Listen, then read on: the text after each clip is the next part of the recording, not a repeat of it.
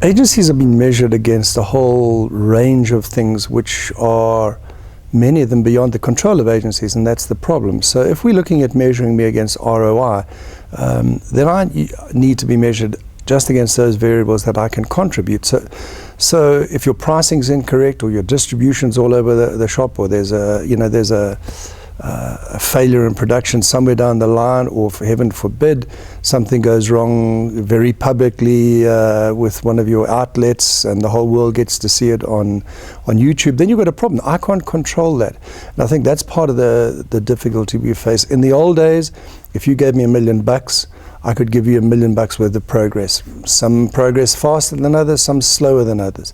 But right now, if you give me $1 million, I can buy you $1 million worth of space, but I can guarantee you nothing, because if it goes wrong creatively or with the product itself, someone's going to generate $2 million worth of negative publicity. So your brand will go backwards, and that's the problem. I can't take responsibility for that sort of thing. But there also has been an abrogation of responsibility by agencies. They don't want to engage with the measurables. So instead of looking at things like sales, we say, well, the marketers need to do that. And they do, at the end of the day, need to look at those things. But if they aren't, we sit with what I normally refer to as, the dog turd principle. If you have a lawn which you've manicured for the last 10 years and it's your pride and joy, and your neighbor's dog comes and does droppings on it every morning, we know whose fault it is, but actually it's not your fault, but it is your problem. So it's not our fault that nobody is looking at sales figures and trying to correlate them with media activity, but it is our problem. So we need to fix the problem because we're being blamed for it.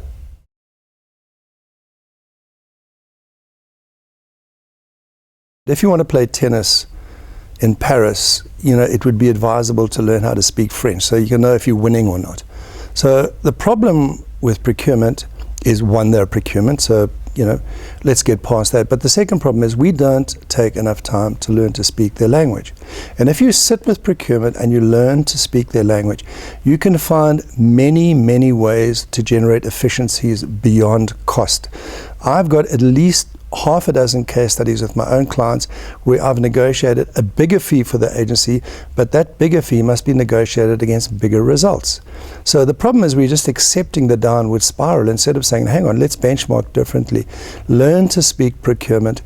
And also, you have to take responsibility to teach procurement to speak our language. Very few agencies are spending time training procurement. It's something I do as a matter of course.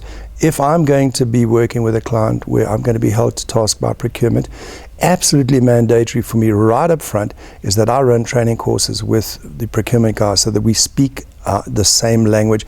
That way we get around all sorts of things, but it doesn't have to be a downward spiral. You can motivate an increase with procurement, provided you can show how that increase will be offset by revenue from some other source.